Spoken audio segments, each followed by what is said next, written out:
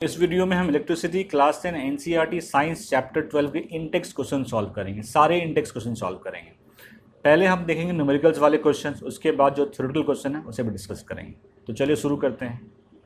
Question 2 page number 220 from NCERT book. Question है, एक electric motor 5 ampere current ले रहा है 220 वोल्ट लाइन से। आपको मोटर की पावर बतानी है और वो मोटर 2 आवर्स में कितना एनर्जी कंज्यूम कर रहा है वो बताना है। आपको गिवन क्या क्या है, करंट गिवन है हमें 5 एम्पियर, तो लिख लीजिए I equals to 5 ampere. Potential difference given है 220 वोल्ट, तो V इक्वल्स टू 220 वोल्ट। तो पावर का फॉर्मूला क्या होता है, V इंटू आई। तो V है 220, I है 5, तो ये हो गया 1100 वाट। पावर ऑफ मोटर क्या हो गया,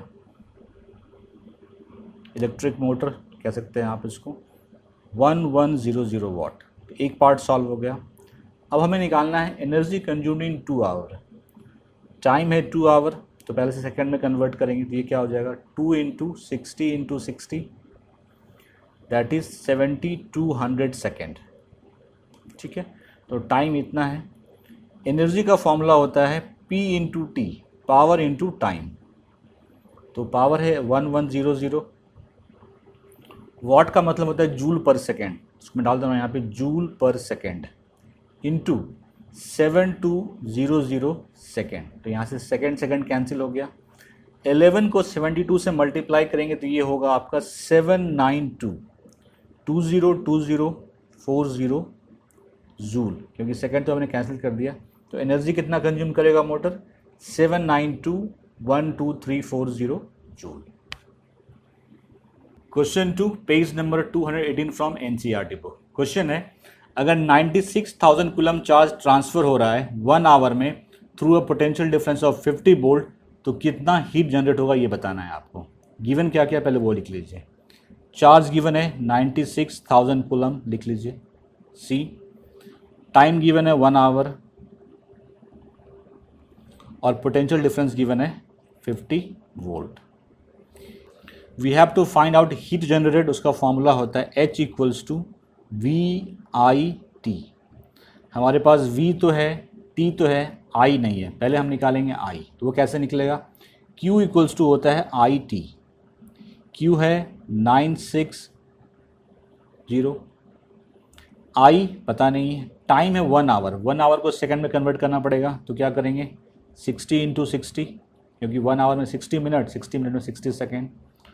आई क्या हो गया 96,000 60 इंटू 60, जीरो कैंसिल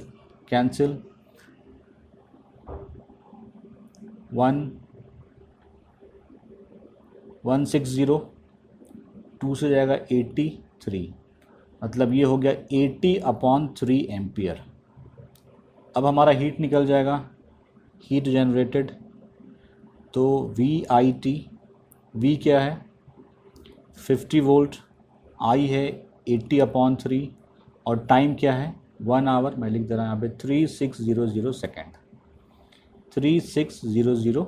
ठीक है, तो 3 से कैंसिल होगा ये 1200 टाइम्स में। ठीक है, 8 5 40, तो ये हो गया 4000 इंटू 1200, 12 इंटू 4 48, तो 48,12345 जूल।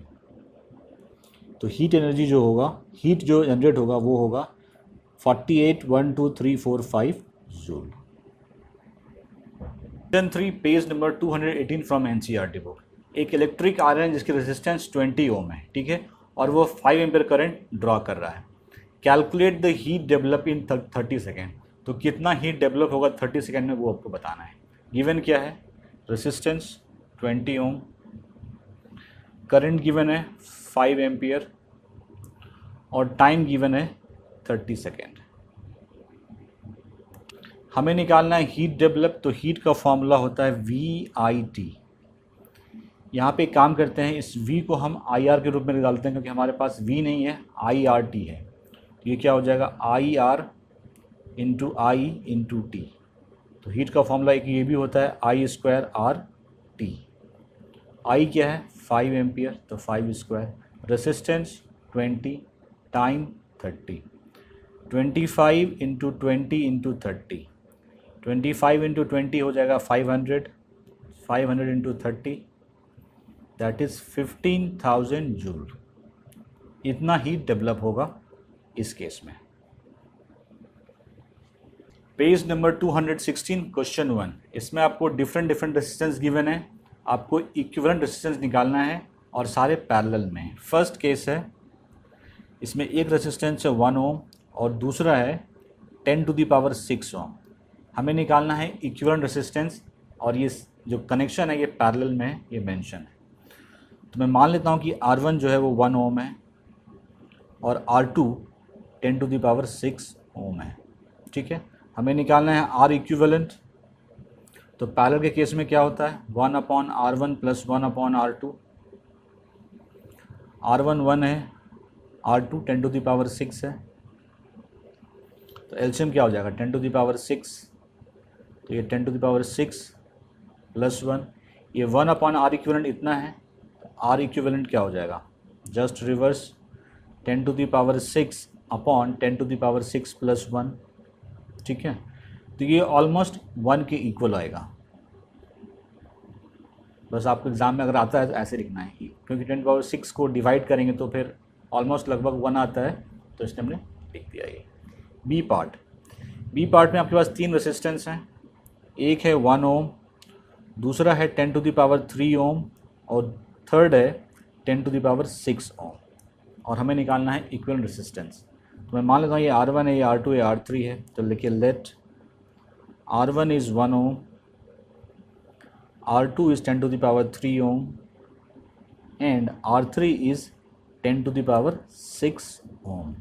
पैरेलल में है तो R इक्विवेलेंट क्या होगा, 1/R1 1/R2 plus 1/R3।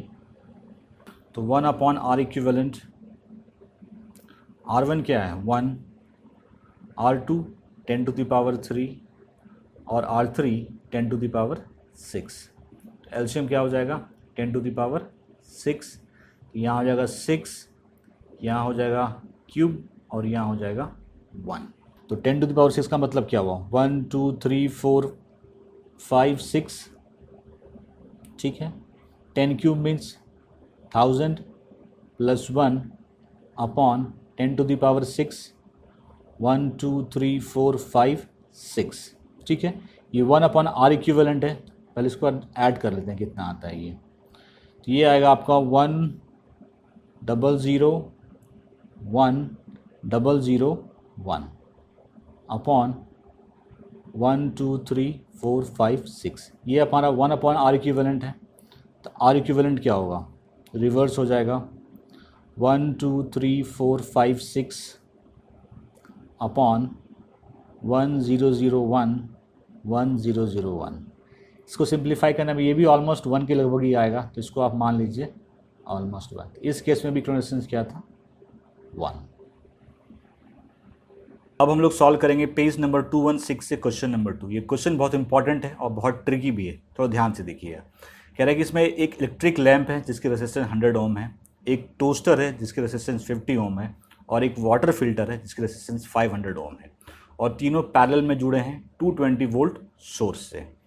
What is the resistance of an electric iron connected to the same source that takes as much current as all three appliances? कह रहा है कि इसी में एक आयरन को कनेक्ट कर दिया गया जिसमें करंट जो होता है इन तीनों का कंबाइंड करंट जो जा रहा है तीनों में उतना ही करंट जा रहा है, पोटेंशियल डिफरेंस 220 वोल्ट ही है, तो उसकी रेसिस्टेंस निकालनी है। अब देखिए रेसिस्टेंस ऑफ लैंप क्या है 100 ओम, लिख लीजिए पहले आप। रेसिस्टेंस ऑफ लैंप, इसको मैं R1 मानता हूँ जो कि है 100 ओम। Resistance of toaster,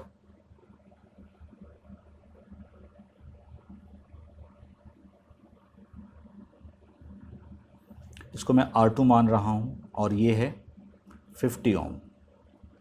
resistance of water filter,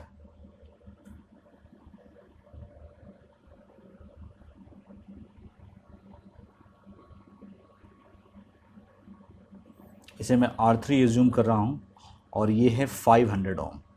कह रहा है कि तीनों पैरेलल में जुड़े हैं 220 वोल्ट सोर्स से, मतलब पोटेंशियल डिफरेंस क्या है 220 वोल्ट।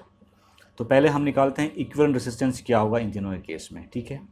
तो पैरेलल में है तो इसमें इक्विवेलेंट रेजिस्टेंस क्या होता है, ये हो जाएगा 1/R1 1/R2 plus 1/R3। R1 है 100 ओम, R2 है 50 ओम और R3 है 500 ओम। 1/R इक्विवेलेंट 100 50 500, इसका एलसीएम आएगा 500, ठीक है। तो 100 से 5 टाइम्स में जाएगा तो 5, 50 से 10 टाइम्स में जाएगा तो 10 प्लस 1। तो 1/R इक्विवेलेंट इक्वल्स टू 10 5 15 15 1 16 16/500। तो R इक्विवेलेंट क्या हो जाएगा, जस्ट रिवर्स, मतलब 500/16, मतलब रेसिस्टेंस इक्विवेलेंट रेसिस्टेंस क्या आया 500/16। अब निकालते हैं हम सर्किट का करंट, क्योंकि क्वेश्चन में मेंशन है कि जितना करंट सर्किट से जा रहा है वही करंट आयरन से जाएगा। तो V equals to I R, यहाँ पे होगा R इक्विवेलेंट। V हमें गिवन है 220 वोल्ट, तो 220 इक्वल्स टू I पता नहीं है, R इक्विवेलेंट है 500/16 I, ठीक है। करंट इन सर्किट, सर्किट में जो करंट जा रहा है कंबाइंड करंट है तीनों का ऐड करके, लैंप का, टोस्टर का और वाटर का, मतलब I1 plus I2 plus I3 जो है वो हम निकालने जा रहे हैं यहाँ, करंट इन सर्किट। तो क्या हो जाएगा 220 16 मल्टीप्लाई हो जाएगा इधर, 220 इंटू 16/500।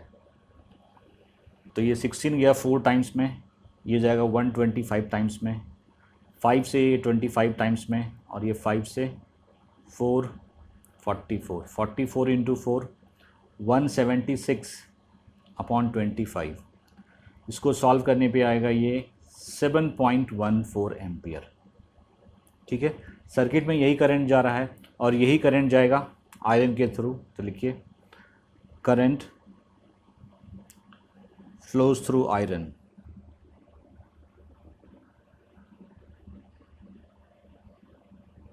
.04 एम्पियर। ये निकल गया हमारा, एक चीज़ ये निकालना था। अब निकालना है इसका रेसिस्टेंस कितना होगा। पोटेंशियल डिफरेंस गिवन है हमें 220 वोल्ट, सेम रहेगा।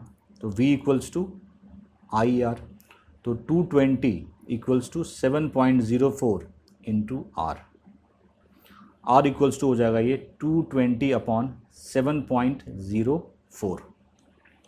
इसको सॉल्व करने पे आता है 31.25 ओम। मैं सॉल्व नहीं कर रहा, अगर किसी को सॉल्व करने में दिक्कत हो, नहीं सॉल्व कर पा रहे हैं, आप मुझे बताना, मैं आपको सॉल्व करके उसके नोट्स फेसबुक पे डाल दूंगा। तो आयरन की रेजिस्टेंस कितनी होगी 31.25 ओम, और आयरन से करंट कितना पास हो रहा है 7.05 एम्पियर, वो मैं आगे लिख दे रहा हूँ। रेजिस्टेंस ऑफ आयरन हमने पीछे देखा 31.25 ओम है, और करंट कितना आयरन जो जा रहा है आयरन में 7.05 एम्पियर। अब भी अगर किसी पार्ट में डाउट है इस क्वेश्चन के, कमेंट सेक्शन में पूछिए, विल गेट रिप्लाई। अब आते हैं नेक्स्ट क्वेश्चन पे। क्वेश्चन 4 में 3 रेसिस्टर्स गिवन है आपको, जिसकी रेसिस्टेंस है 2 ओम 3 ओम 6 ओम। कह रहा है कि इसको किस तरह से कंबाइन करेंगे कि जो इक्विवेलेंट रेसिस्टेंस है ए में 4 ओम आएगा और दूसरे में 1 ओम आएगा, ठीक है। तो पहले मैं एज्यूम कर लेता हूँ कि ये R1 है, ये R2 है, R3 है। Let R1 is 2 ohm, R2 is 3 ohm and R3 is 6 ohm. इसका कोई रूल नहीं होता, आपको चेक करना पड़ेगा। अगर तीनों को हम 3 में जोड़ देंगे तो 2 ओम प्लस 3 ओम प्लस 6 ओम 11 ओम हो जाएगा। तीनों को पैरेलल में जोड़ेंगे तो भी 4 ओम नहीं आएगा, मतलब कि कुछ पैरेलल में होंगे और कुछ सीरीज़ में होंगे। तो देखिए अगर इन दोनों को पैरेलल में करेंगे तो फ्रैक्शन में आ जाएगा, लेकिन नंबर यहाँ पे होल नंबर है। इसको आप पैरेलल में कर सकते हैं, इसको पैरेलल में करेंगे तो आपका इक्विवेलेंट रेजिस्टेंस 2 ओम आएगा, और फिर इस इक्विवेलेंट को इसके साथ जब सीरीज में डालेंगे तो 4 ओम आ जाएगा। तो फाइनली कंक्लूजन ये निकला कि 4 ओम लाने के लिए R2 और R3 को पैरेलल में रखेंगे और R1 को सीरीज में रखेंगे। To get 4 ohm we need to connect 3 ohm and 6 ohm resistors in parallel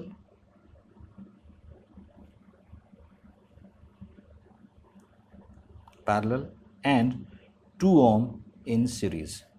मैं सर्किट ड्रॉ कर देता हूँ ताकि कंफ्यूजन आपकी दूर हो जाए.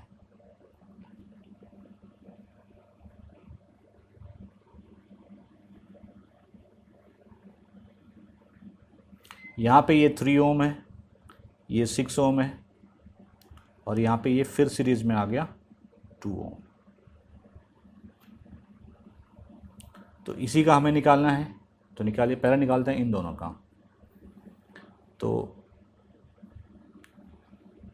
1/R इक्विवेलेंट पैरेलल के केस में तो क्या हो जाएगा, 1/3 + 1/6, एलसीएम हो गया 6, तो 2 + 1 दैट इज 3/6, 1/2, तो R इक्विवेलेंट क्या हो जाएगा 2, मतलब ये 2 हो गया. नाउ R इक्विवेलेंट एंड ये क्या है R1 इन सीरीज, तो इसको मान लेता हूँ R'. तो क्या हो जाएगा, सीरीज में क्या होता है, दोनों को सिंपली ऐड करना होता है. R equivalent + R1 that is 2 + 2 that is 4 ohm. B part है, आप किस तरह से कंबाइन करेंगे इन दोनों को ताकि 1 ओम आ जाएगा. तीनों को पैरेलल में रख लीजिए, 1 ओम आ जाएगा. तो लिखिए to get 1 ohm we need to connect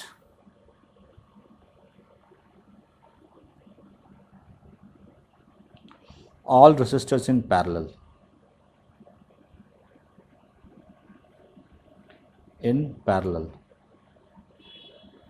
तो इस केस में R इक्विवेलेंट क्या हो जाएगा, 1/R1 1/R2 + 1/R3.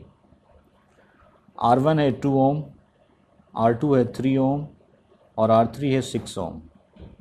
एलसीएम हो गया 6 ओम, 3 + 2 + 1 दैट इज 6/6 दैट इज 1. तो 1/R इक्विवेलेंट जो है वो 1 है, तो R इक्विवेलेंट भी 1 ही होगा. सॉल्व हो गए दोनों पार्ट. क्वेश्चन 5 पेज नंबर 216 कह रहा है कि what is the highest the lowest total resistance that can be secured by combination of 4 coils of resistance 4 ओम 8 ओम 12 ओम 24 ओम. कह रहे हैं कि आपके पास कॉइल्स के 4 रेजिस्टेंस गिवन है, 4 ओम 8 ओम 12 ओम 24. कह रहे हैं कि इससे हाईएस्ट कितना होगा और लोएस्ट कितना होगा. हाईएस्ट का मतलब अगर सब कुछ डाल देंगे सीरीज़ में तो हाईएस्ट आ जाएगा, और सबको डाल देंगे पैरेलल में तो लोएस्ट आ जाएगा. तो फर्स्ट लिखते हैं हाईएस्ट. फॉर हाईएस्ट लिखिए, for highest we need to connect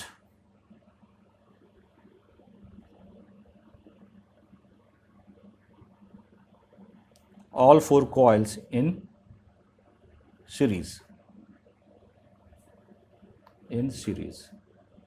ठीक है, मैं मान लेता हूँ ये R1 है, R2 R3 R4. R1 is 4 ohm, R2 is 8 ohm, R3 is 12 ohm and R4 is 24 ohm. ठीक है, तो इस केस में इक्विवेलेंट क्या हो जाएगा अगर सीरीज़ में है तो, coil in series R1 + R2 + R3 + R4. R1 is 4, R2 is 8, R3 is 12, is 24. 12 24 48, तो 48 ओम होगा. तो इन सब का हाईएस्ट जो आएगा वो आ सकता है 48 ओम. अब आते हैं for lowest. For lowest we need to connect all in parallel. To connect all 4 coils in parallel.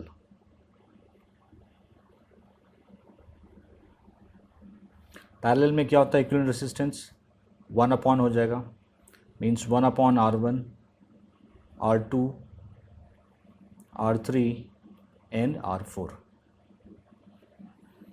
तो 1/R इक्विवेलेंट, R1 क्या है 4 ओम, तो 1/4 1/8 1/12 1/24. इस पूरे का एलसीएम में आएगा 24, तो 24, 4 से ये 6 में गया, 3 2 1, 6 3 9 9 2 11 11 1 12, दैट इज़ 12/24। आर इक्विवेलेंट क्या हो जाएगा, जस्ट रिवर्स 24/12, दैट इज़ 2 ओम। तो हाईएस्ट जो आएगा वो आएगा 48 ओम और लोएस्ट जो आएगा वो आएगा 2 ohm. Page number 202, question number 3 कह रहा है कि how much energy is given to each coulomb of charge passing through 6 volt battery. कितना एनर्जी 1 कूलम चार्ज को दिया जाएगा अगर वो 6 वोल्ट की बैटरी से पास कर रहा है। ठीक है, अब देखिए हमें क्या गिवन है, चार्ज गिवन है 1 कूलम, पोटेंशियल डिफरेंस है 6 वोल्ट, हमें क्या निकालना है, एनर्जी। तो देखिए V इक्वल्स टू होता है W/Q, इसको कहते हैं वर्क डन या फिर एनर्जी। मैं लिख दे रहा हूँ यहाँ पे वर्क डन और एनर्जी दोनों ही होता है, ये वर्क डन और एनर्जी। तो हमें निकालना है एनर्जी, मतलब हमें W निकालना है। तो W इक्वल्स टू क्या होगा, V इंटू Q। तो V क्या है 6 और Q क्या है 1, दैट इज़ 6 जूल। तो एनर्जी जो होगा इस केस में क्या होगा 6 जूल। मैं लिख दे रहा हूँ वर्क डन और एनर्जी,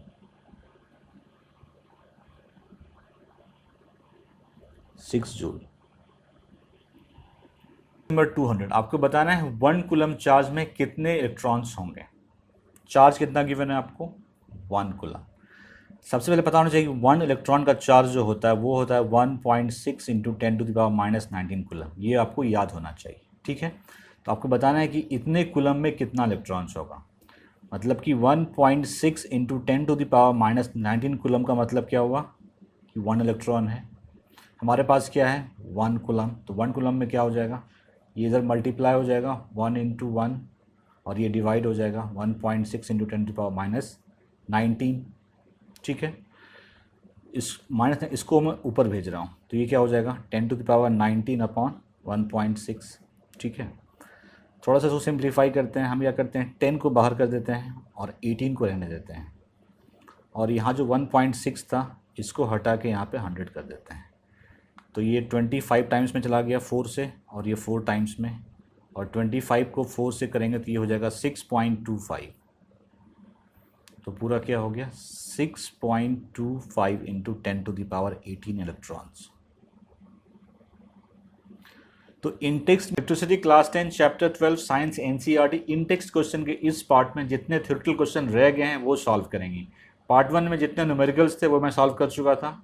ये है थ्योरेटिकल क्वेश्चंस। क्वेश्चन 1 मैंने लिया है पेज नंबर 200 से। क्वेश्चन है what does an electric circuit means. Electric circuit का क्या मतलब होता है। इलेक्ट्रिक सर्किट का सिंपल मतलब होता है एक क्लोज्ड पाथ जिससे होकर करंट फ्लो कर सके। अब इसके क्या क्या कंपोनेंट्स होते हैं, इससे कंपोनेंट्स इलेक्ट्रिक बल्ब, सर्किट में इलेक्ट्रिक बल्ब होता है। ठीक है, स्विचेस होते हैं और एक पावर सप्लाई का, चाहे वो सेल हो या फिर कोई बैटरी हो लगा होता है जिससे पावर सप्लाई होता है। यही है इलेक्ट्रिक सर्किट। अब मैं इसको डिफाइन कर दे रहा हूँ।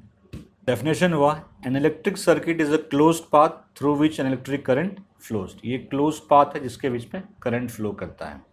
It consist of electrical devices, like जैसे यहाँ पे ये बल्ब लगा हुआ है इलेक्ट्रिकल डिवाइस है। स्विचिंग डिवाइसेस, यहाँ पे की लगा हुआ है, ठीक है, जिसे ऑन ऑफ कर सकते हैं आप। सोर्स ऑफ इलेक्ट्रिसिटी, जैसे मैंने यहाँ पे एक सेल लगा दिया है जो कि सोर्स ऑफ इलेक्ट्रिसिटी है। ये आपका एक सर्किट है, ये पॉजिटिव टर्मिनल है, ये नेगेटिव है। करंट जो होता है पॉजिटिव टर्मिनल से नेगेटिव की ओर जाता है। तो ये हो गया आपका सर्किट। आई होप समझ गया होंगे। अब आते हैं नेक्स्ट क्वेश्चन पे। Question 2 page number 200। Define the unit of current. आपको यूनिट ऑफ करंट को डिफाइन करना है। करंट किस यूनिट होती है, एम्पियर। ठीक है, अब देखिए I इक्वल्स टू फॉर्मूला क्या होता है Q/T। ठीक है, अगर मैं चार्ज को 1 कूलम एज्यूम कर लूँ और टाइम को 1 सेकेंड एज्यूम कर लूँ तो ये क्या हो जाएगा 1 एम्पियर हो जाएगा।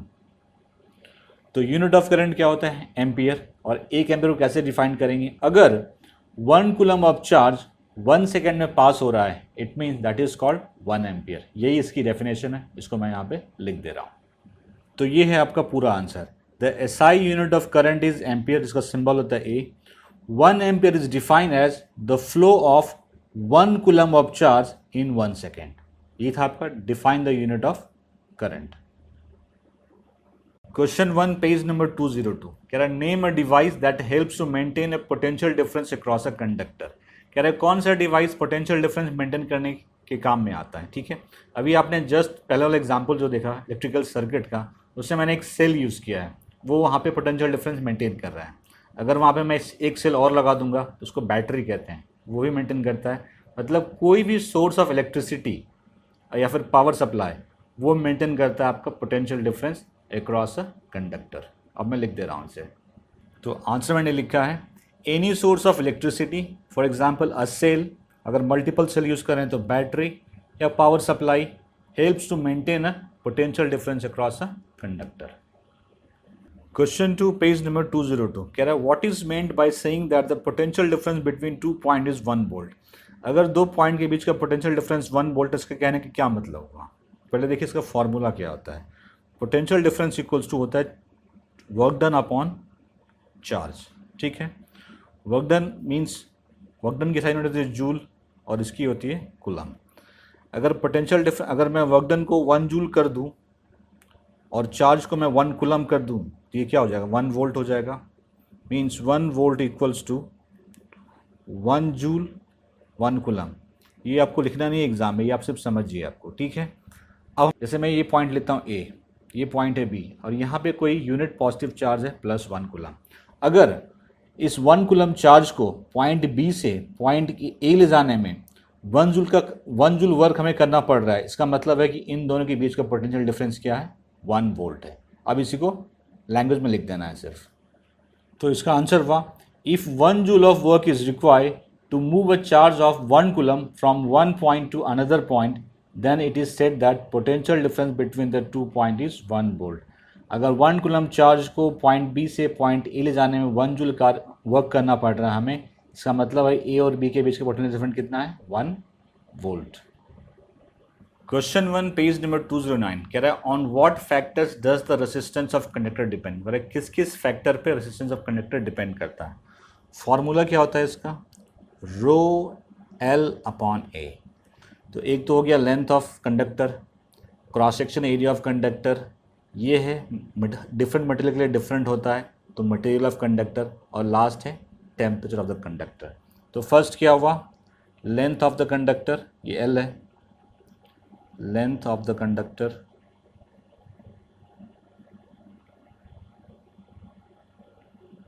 second cross section area of the conductor,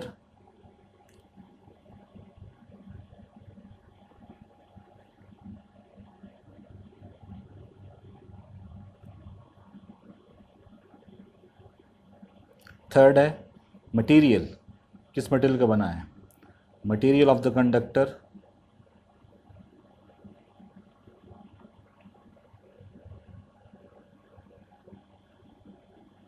and last है टेम्परेचर।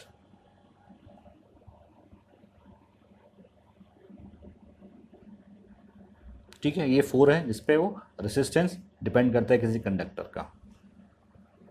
क्वेश्चन 2 पेज नंबर 209 कह रहे हैं कि 2 वायर हैं, एक थिक वायर है एक थिन वायर है, दोनों को सेम सोर्स से जोड़ दिया जाता है तो किससे करंट इजिली ज़्यादा फ्लो होगा या इजिली फ्लो होगा। ठीक है, तो पहले देखिए रेसिस्टेंस का फॉर्मूला क्या होता है, रो एल अपॉन ए। एक वायर मैं ले रहा हूँ जो थिक है और एक वायर ले रहा हूँ जो थिन है, 2 वायर हैं सेम सोर्स से जोड़ा जाता है। ठीक है, तो रेसिस्टेंस क्या है, inversely proportional cross sectional area की। तो क्रॉस सेक्शनल एरिया किसकी ज़्यादा होगी, जो थिक वायर है, तो क्रॉस सेक्शनल एरिया जितनी ज़्यादा होगी रेसिस्टेंस उतना कम होगा, रेसिस्टेंस जितना कम होगा करंट उतना इजीली फ्लो करेगा। तो लिखिए since resistance is inversely proportional to cross sectional area, inversely proportional to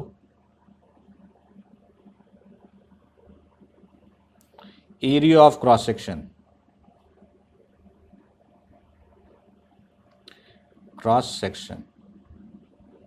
so in case of thick wire, area of cross section will be more,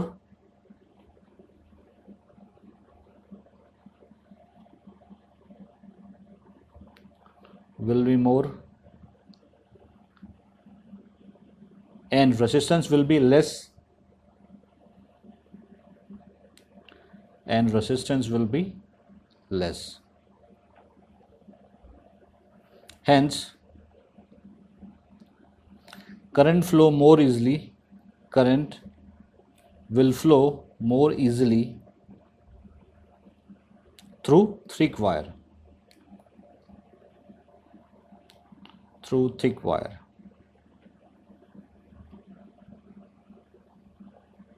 समझ गए होंगे आप। ये ज़्यादा है मोटे वाले तार की, ठीक है। तो जितने ज़्यादा एरिया रेजिस्टेंस उतना कम, तो रेजिस्टेंस जितना कम करंट इतना इजीली फ्लो करेगा, वही मैंने यहाँ पे लिखा है। Question 3 page number 209। क्वेश्चन है let the resistance of an electrical component remains constant. कोई इलेक्ट्रिकल कंपोनेंट है जिसकी रेजिस्टेंस जो है वो कांस्टेंट है, ठीक है। While the potential difference across the two ends of the component decreased to half of its value, जबकि potential difference को half कर दिया गया है, तो what change will occur in the current through it? कह रहा है कि resistance constant है, potential difference becomes half, तो current पे क्या इफेक्ट पड़ेगा। देखिए ओम लॉ से हमें पता है V इक्वल्स टू क्या होता है आई आर। यहाँ पे मेंशन है कि R जो है कांस्टेंट है, इसका मतलब क्या हुआ, V जो है वो I के डायरेक्टली प्रोपोर्शनल हो गया है। डायरेक्टली प्रोपोर्शनल का मतलब होता है कि V जिस रेशियो में इंक्रीज होगा I भी उसी रेशियो में इंक्रीज होगा, V अगर डिक्रीज होगा तो उसी रेशियो में I भी डिक्रीज होगा। यहाँ पे क्या हुआ है, पोटेंशियल डिफरेंस हाफ कर दिया गया है, तो यहाँ पे करंट भी क्या हो जाएगा, हाफ हो जाएगा। लिखिए since resistance is constant,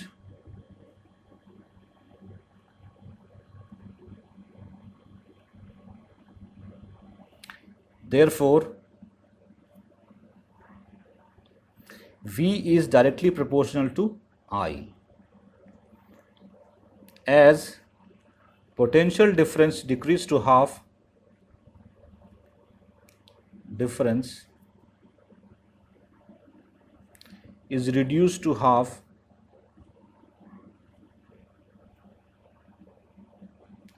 then current will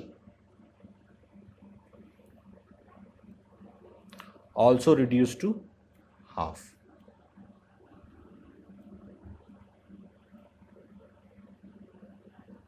इसका आंसर ये हो गया।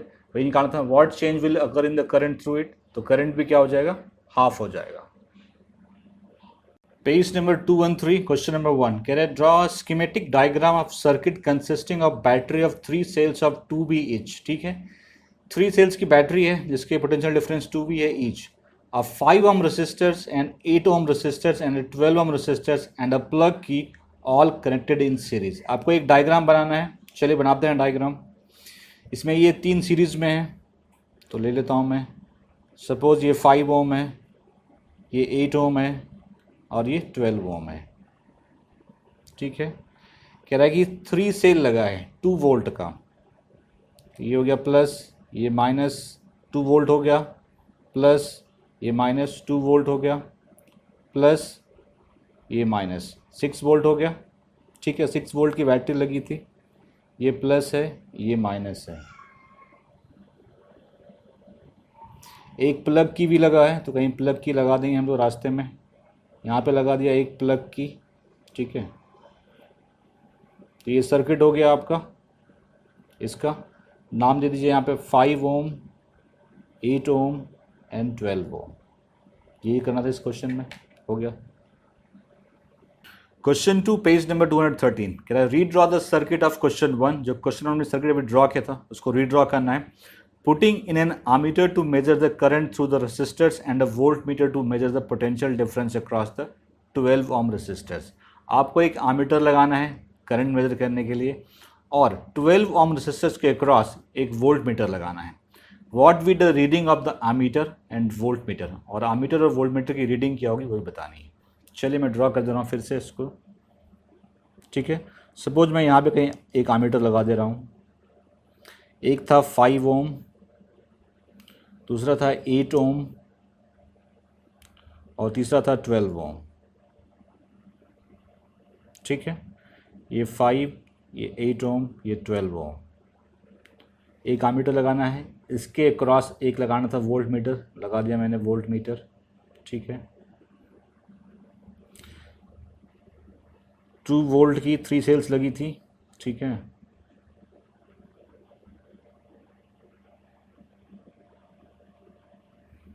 करंट ऐसे जा रहा है,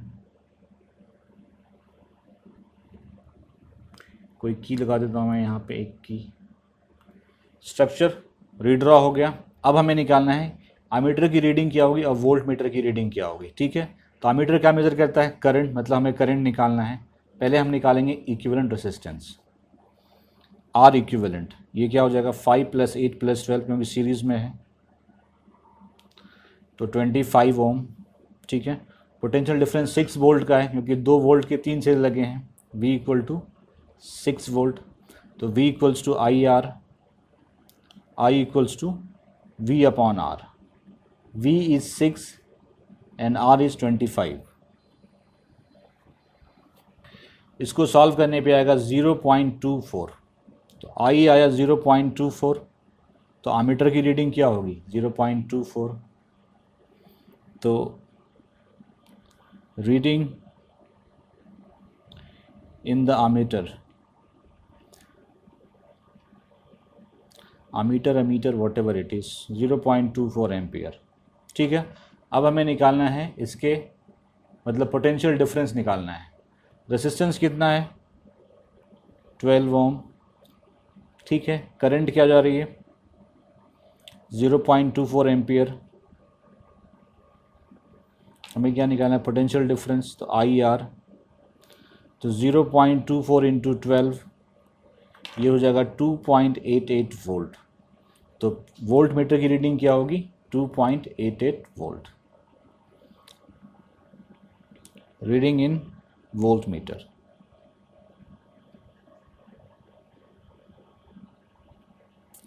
.88, ठीक है।